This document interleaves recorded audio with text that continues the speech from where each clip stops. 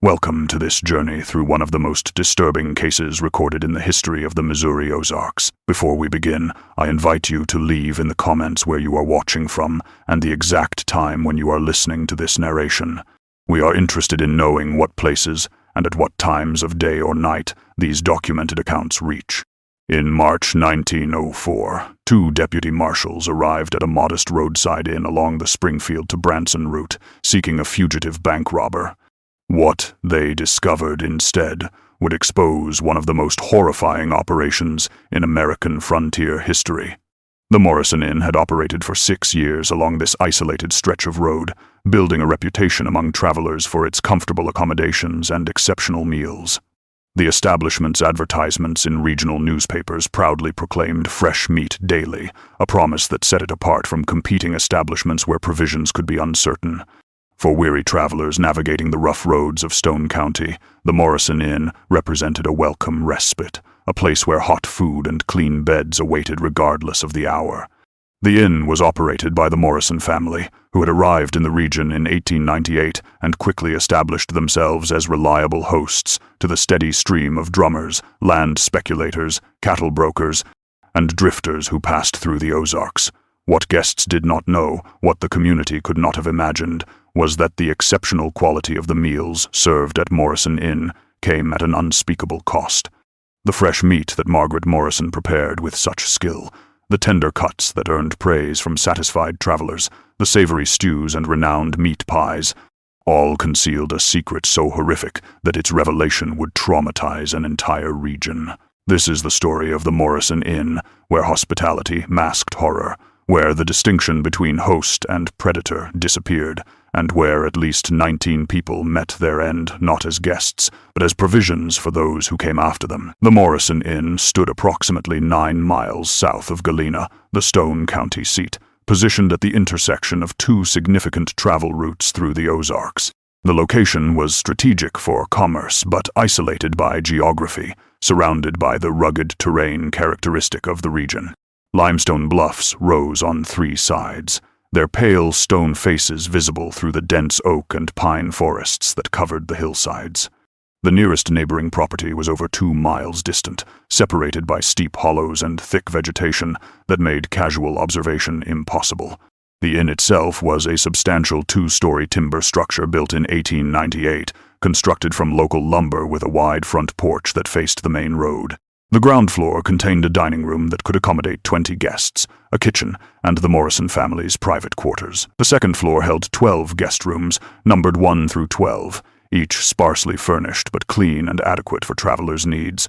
What set the Morrison Inn apart architecturally was the 13th room, a converted attic space accessible only by a separate staircase located near the rear of the building.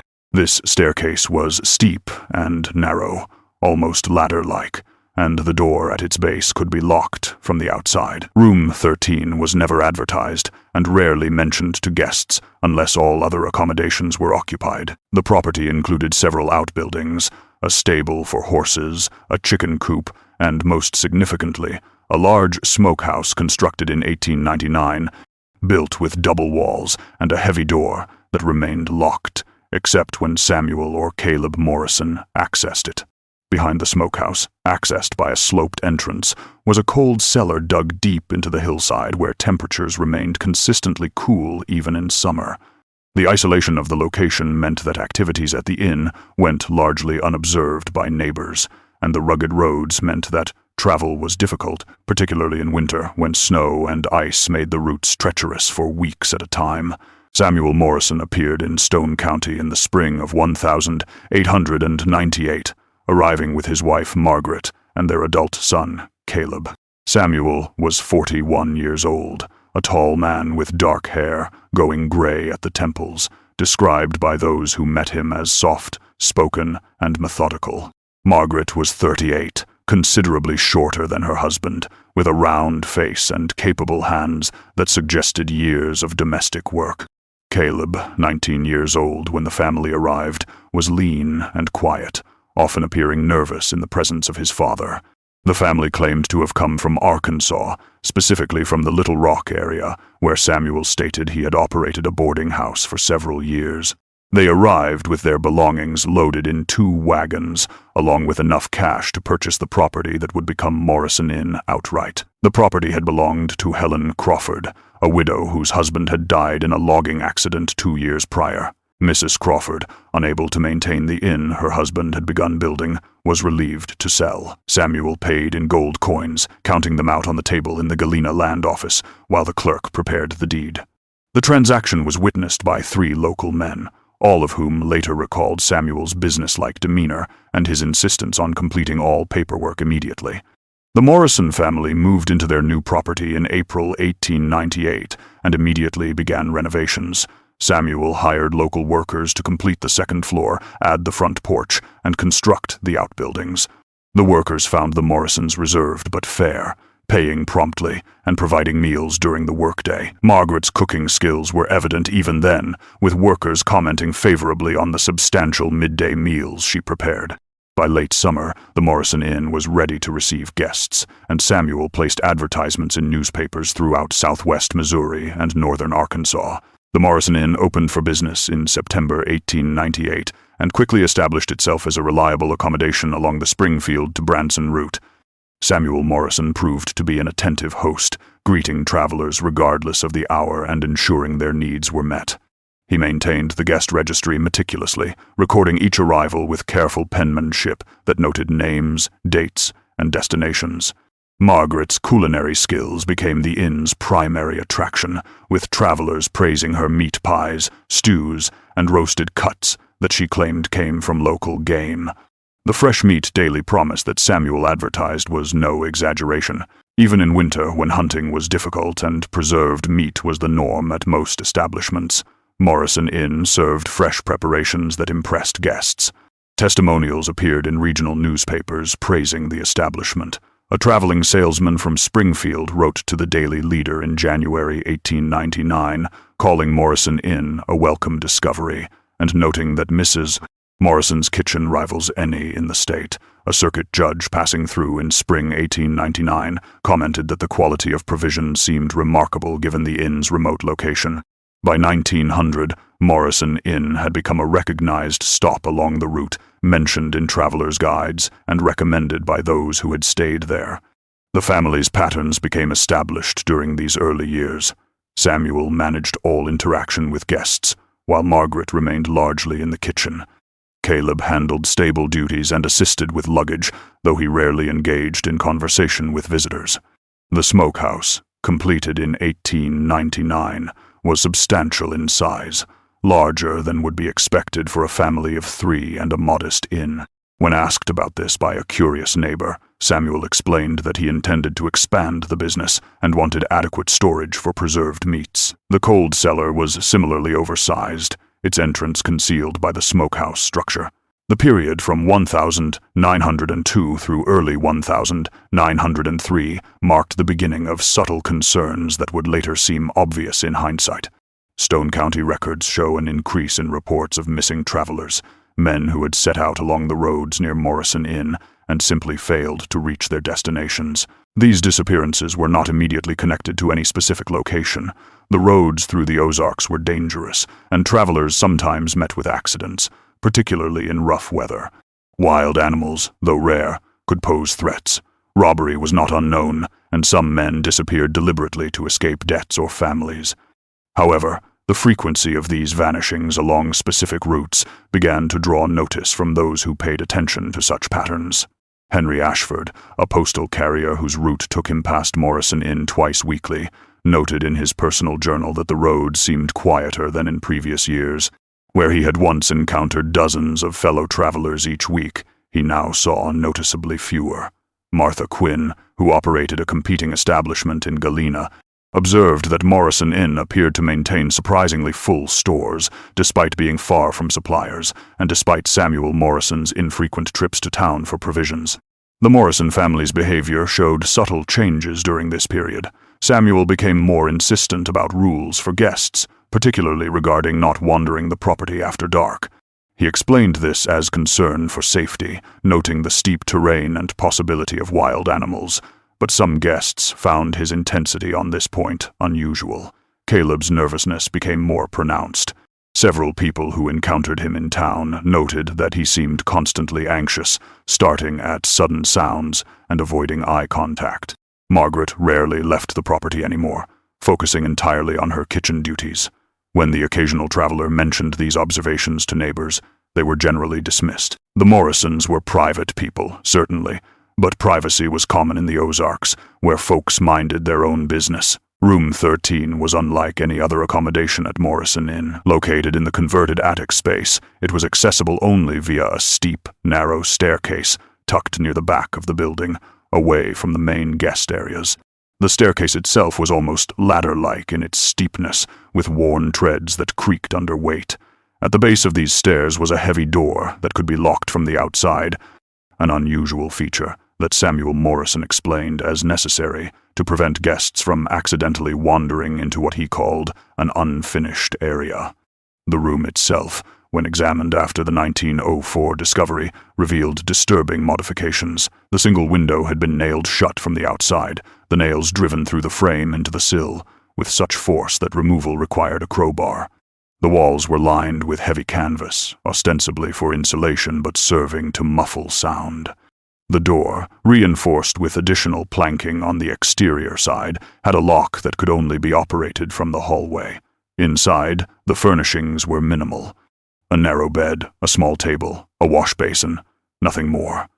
Examination of the guest registry revealed troubling patterns regarding room 13. The room appeared in the records frequently, always assigned to lone male travelers. The entries showed these guests signing in, but there were no corresponding records of checkout or payment. When investigators compared these entries to missing person reports, several names matched. William Denning, the circuit preacher who vanished in October 1903, had been assigned room 13. James Hartford, a cattle broker missing since December 1903, likewise. The handwriting in these entries was consistent, and later analysis determined it was Samuel Morrison's writing, not the signatures of actual guests. The room had served a specific purpose in the Morrison operation, functioning as a holding area where drugged victims could be kept until needed, sometimes for days, sedated and unable to call for help, from a space designed to contain them.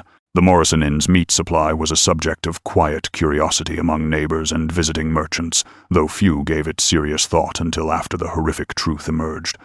Samuel Morrison claimed that his family's provisions came primarily from hunting and trapping in the extensive forests surrounding the property. He occasionally purchased small amounts of pork or beef from local farmers, but these purchases were minimal compared to the quantity of meat the inn served. Records from the Galena butcher shop show that Samuel bought far less livestock than would be expected for an establishment serving fresh meat to travelers daily. When asked about this discrepancy, Samuel would explain that Caleb was an excellent hunter, bringing down deer, wild turkey, and even the occasional bear. The explanation was plausible enough. The Ozark forests were full of game, and many homesteaders supplemented their provisions through hunting. What set the Morrison operation apart was the sheer consistency and abundance of their meat supply, never running short, even during seasons when hunting was difficult. The smokehouse was central to this operation, a building larger than typical for a family establishment, constructed with unusual attention to security. The structure had double walls for insulation and a heavy door that remained locked at all times. Only Samuel and Caleb possessed keys, and even Margaret did not enter the smokehouse independently. Smoke rose from its chimney regularly, evidence of the constant curing process. Inside, as investigators discovered in 1904, meats hung from ceiling hooks in various stages of preservation. Some cuts appeared to be venison or pork, but others defied immediate identification. The cold cellar connected to the smokehouse provided additional storage space where temperatures remained consistently cool. Here, barrels of brine held preserved meats, and ice blocks cut from local ponds in winter kept provisions fresh. Margaret Morrison's cooking skills transformed these supplies into meals that earned consistent praise from guests who had no idea what they consumed. The winter of 1903 into early 1904 saw an alarming increase in disappearances along the roads near Morrison Inn, though the connection would not be recognized until later. At least 7 men vanished during this 6-month period, each leaving behind families desperate for information. Circuit preacher William Denning disappeared in October 1903 while traveling from Springfield to a revival meeting in Branson. He was 42 years old, known for his punctuality, and when he failed to arrive, his congregation immediately began searching. No trace was found. Cattle broker James Hartford vanished in December 1903 after concluding business in Galena. He was last seen by the stable keeper, who had sold him a horse for the journey south. His family in Kansas City hired private investigators who found nothing. A traveling tinker known as Red Mike, real name uncertain, disappeared in November 1903. He had been a familiar figure in the region for years, and his absence was noted by multiple merchants who had expected his regular visits. Albert Voss, a traveling salesman for agricultural equipment, failed to return from a sales trip in January 1904. His company reported him missing after he missed multiple appointments. Christian Mueller, a German immigrant working as a land surveyor, vanished in February 1904 while mapping property boundaries for a railroad company. His surveying equipment was never recovered. Silas Cobb, a whiskey runner known to operate in the region, disappeared in December 1903, though his illegal activities meant his vanishing was initially attributed to rivalry or arrest. Finally, Thomas Black Tom Williams, a drifter with no known family, was last seen in Galena in early March 1904, asking directions to the Springfield Road. Stone County Sheriff Benjamin Pierce began keeping informal notes about these disappearances, recognizing a pattern even without hard evidence. His notebook contained names, dates, and known routes, with several entries noting proximity to Morrison Inn, though he lacked cause for investigation. The evening of March 18th, 1904, brought unexpected visitors to Morrison Inn that would end the Morrison family's 6-year operation. Deputy Marshal Frank Collier and Deputy Robert Vaughn arrived at the establishment around 7 in the evening, seeking information about a fugitive named Douglas Kemp, wanted for bank robbery in Springfield. The deputies had tracked Kemp to the Galena area and were checking all establishments along possible escape routes. Their arrival was unannounced, a routine part of their investigation, and they had no suspicion of the horrors they were about to uncover. According to the detailed report Collier filed with the U.S. Marshal's office, Samuel Morrison appeared at the door within moments of their knock. He seemed composed but visibly tense when informed of their purpose, insisting he had seen no one matching Kemp's description. The deputies accepted this statement but, as was their practice, asked if they might stay the night, continuing their search in the morning. Samuel agreed, offering them dinner and rooms at the standard rate. During the meal, Margaret Morrison served them stew with meat that Collier later described as exceptionally tender, but of uncertain origin. While Samuel prepared their rooms, Collier mentioned to Vaughn that he had heard unusual sounds from the upper part of the building, something between a groan and a scraping noise. Samuel explained it as wind in the attic, but Vaughn, experienced in frontier law enforcement, found the explanation insufficient. After dinner, while Samuel was occupied with other tasks, Vaughn stepped outside, ostensibly to check on their horses. Behind the building, he discovered what appeared to be fresh blood trails leading from the smokehouse toward the cold cellar entrance. The amount of blood seemed excessive for normal butchering of game. When Vaughn showed Collier what he had found, the deputies made the decision to investigate further, despite having no warrant and no direct evidence of criminal activity beyond their suspicions. What followed over the next several hours would reveal one of the most disturbing operations in American criminal history. Deputy Collier, citing his authority as a federal marshal and expressing concern for public safety, demanded access to the locked areas of the property. Samuel Morrison initially refused, claiming rights of privacy, but when Collier drew his weapon and Vaughn moved to restrain him, the innkeeper's resistance collapsed into an eerie calm. The deputies first investigated the sounds Collier had heard earlier. Following Samuel's grudging directions, they located the narrow staircase leading to room 13. The door at the base was locked from the outside. Inside, they found Eugene Parker, a traveling salesman from Street Louis, bound hand and foot with rope, a gag in his mouth, barely conscious. Parker's account, given over the following hours as he recovered from the effects of drugs, described being served dinner that evening, after which he had felt increasingly drowsy.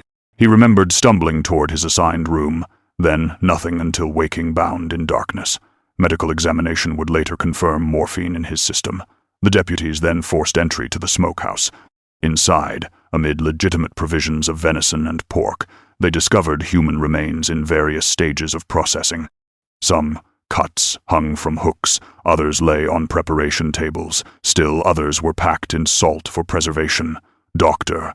Howard Mitchell, summoned from Galena, would later testify that the remains showed evidence of methodical butchering by someone with knowledge of anatomy. The cold cellar contained additional horrors, including barrels of brine holding preserved human remains and fresh bodies not yet processed. Mitchell's initial assessment, conducted through the night by lantern light, estimated remains of at least 9 individuals. During this investigation, the Morrison family attempted to flee. Caleb was stopped by Deputy Vaughn as he tried to saddle horses in the stable. Samuel and Margaret were apprehended inside the inn, calmly packing belongings as if preparing for a planned journey. Sheriff Benjamin Pierce arrived at Morrison Inn before dawn on March 19th, accompanied by additional deputies and state authorities who had been telegraphed during the night. What followed was one of the most thorough criminal investigations Missouri had yet conducted, hampered by the primitive forensic techniques of the era, but driven by the magnitude of the discoveries. The complete search of the property revealed carefully concealed spaces beneath the kitchen floor, where the Morrison family had stored personal effects taken from victims. These hidden compartments contained watches, jewelry, identification papers, money, and personal items that would later help identify some of the victims. Among these were William Denning's silver cross, James Hartford's distinctive pocket watch with his initials engraved, and Red Mike's tinker tools. Most damning were the ledgers discovered in Samuel Morrison's private quarters. These notebooks, filled with careful handwriting, recorded each victim not by name but by assigned number. The entries included arrival dates, physical descriptions, and notations about where the remains had been utilized. The clinical tone of these records suggested a business operation rather than crimes of passion. Entries included phrases like Number 7, processed the 12th of March 1902, shoulders and thighs to smokehouse, remainder to cellar, and Number 11, arrived the 4th of August 1903, held 4 days, excellent yield. The ledgers revealed that Samuel had maintained detailed accounting of his operation, treating murder as a matter of inventory management. Margaret Morrison's separate journal was found in the bedroom she had shared with Samuel. This smaller book described recipes and preparation techniques using coded language that became transparent once the operation was understood. References to special cuts and preparations for discerning guests took on horrific meaning. Her notes showed attention to detail regarding which herbs and spices best masked unusual flavors and how to mix human meat with conventional provisions to avoid detection. Dr. Howard Mitchell's forensic examination, assisted by County Coroner William Barnes, continued for 3 days at a temporary facility established in Galena. The scope of the Morrison operation became clearer as each piece of evidence was catalogued and analyzed. Mitchell's conservative estimate placed the number of victims between 12 and 15 over the 6-year operational period, though both men believed the actual count could be higher. Some remains were in such advanced stages of processing that individual identification proved impossible.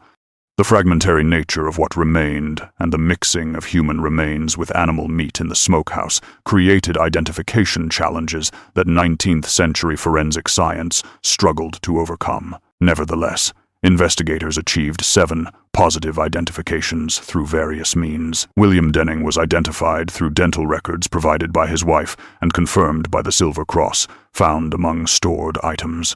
James Hartford's identification came from his pocket watch and distinctive dental work noted in life insurance company medical records. Christian Mueller was identified through personal papers found in the hidden compartments and confirmed through comparison with descriptions from his employer. Albert Voss's identification came from distinctive clothing fragments and a business card case with his company's name. The remaining 3 identified victims were men whose families had filed detailed missing persons reports, including physical descriptions and lists of carried items that matched evidence found at the inn. Room 13 emerged as more than just a holding area. Evidence suggested victims were kept there for varying periods, sometimes several days, kept sedated with morphine, while Samuel Morrison assessed his current meat supplies and determined timing. The room's isolation and sound-dampening modifications meant that victims could be held without other guests becoming aware of their presence or their fate. The interrogations of the Morrison family, conducted separately by Sheriff Pierce and state investigators, revealed the operation's inner workings and the different roles each family member had played. Samuel Morrison's confession, given calmly over several sessions, displayed a disturbing lack of remorse. He described the operation's practical efficiency, explaining that travelers represented both an opportunity and a resource. Guests paid for accommodation and meals, he stated, and those traveling alone, with no clear destination or waiting family, served a further purpose after death. His testimony revealed that the practice had begun in Arkansas before the family's relocation to Missouri. When suspicions had arisen at their boarding house near Little Rock in 1898, they had departed quickly, taking enough proceeds from their operation to purchase the Morrison Inn property outright. Samuel's statements included the chilling assertion that travelers expected accommodation and food, and we provided both. Their bodies served a purpose after death rather than rotting uselessly. This utilitarian philosophy pervaded his entire testimony. Margaret Morrison proved cooperative in her statements, perhaps hoping for leniency or simply relieved that the secret was finally revealed. Her testimony focused on the practical aspects of food preparation, describing which herbs and spices best masked unusual flavors. She explained her technique of mixing human meat with conventional provisions, typically maintaining a ratio that would not attract attention. Margaret insisted repeatedly that no one ever complained about my cooking, seeming to take professional pride in her skill, despite the horror of her materials. She described the selection process for herbs, including certain wild plants gathered from the forests around the inn, and her careful attention to cooking temperatures and times to ensure safety and palatability. Her matter-of-fact tone while discussing these preparations disturbed investigators as much as Samuel's philosophical justifications. Stone County struggled to comprehend the revelations about Morrison Inn, a struggle that manifested in both public outcry and private anguish. The guest registry, preserved as evidence, was reviewed by Sheriff Pierce's office, revealing that hundreds of travelers had stayed at the inn over 6 years. While not all had been victims, many had unknowingly consumed human flesh, prepared by Margaret Morrison's skilled hands. When this information became public, letters flooded the sheriff's office from former guests, expressing horror, revulsion, and in many cases, physical illness despite the meals having been consumed months or years earlier. Dr. Mitchell attempted to calm public hysteria by explaining that properly cooked meat, regardless of its source, posed no health risk. His rational explanations did little to comfort those who realized what they had eaten. The psychological impact could not be dismissed by medical facts. Martha Quinn, proprietor of the competing establishment in Galena, found herself in an impossible position. Her business benefited from Morrison Inn's closure as travelers sought alternative accommodations, yet she reported to her pastor that nightmares plagued her sleep. She had competed with horror without knowing it, had lost potential customers to an operation that literally consumed human beings, and the knowledge troubled her conscience, though she bore no guilt.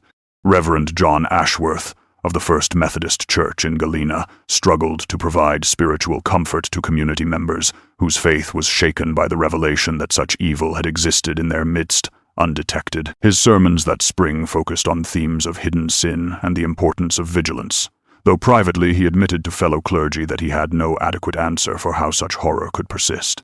Neighbors of the Morrison family expressed guilt for having noticed warning signs and dismissed them for having accepted simple explanations when deeper questions might have saved lives. The trial of Samuel, Margaret, and Caleb Morrison began in Springfield in April 1904, moved from Stone County due to the impossibility of finding an impartial jury. Every potential juror had either stayed at Morrison Inn or knew someone who had, creating prejudice that defense attorney Clayton Foster argued made local proceedings impossible. The Springfield courtroom was packed daily with spectators, journalists, and families of the identified victims. Prosecutor James Henderson methodically presented evidence over 2 weeks, allowing the physical items, ledgers, and expert testimony to build an overwhelming case. Dr. Mitchell's forensic evidence proved particularly damning, describing the professional efficiency of the butchering process.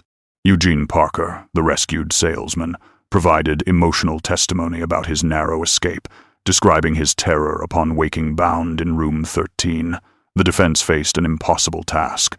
Foster focused his efforts primarily on Caleb Morrison, arguing diminished capacity and coercion. Evidence supported that Caleb had been 16 when the family's crimes began, raised by a father who forced his participation.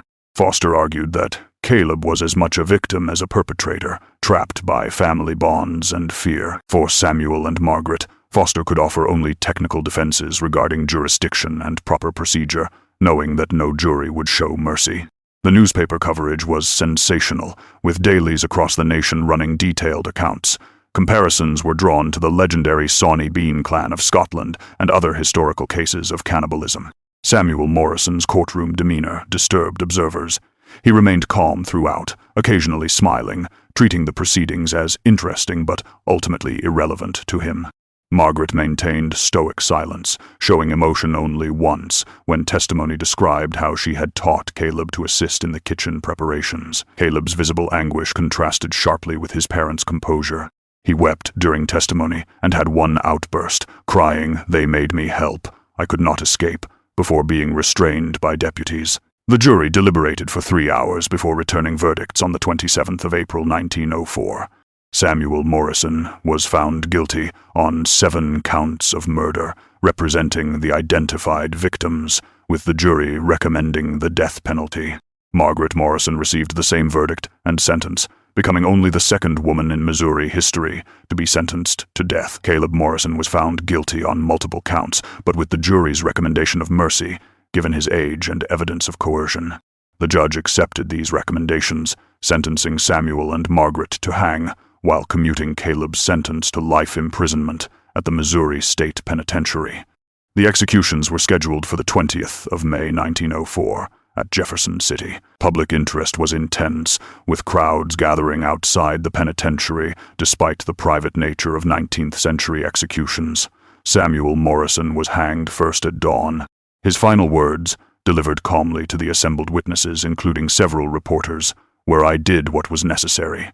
You would all have done the same in my position." He showed no fear as the hood was placed and the trap released. Margaret Morrison was hanged 90 minutes later, the first woman executed in Missouri in 17 years.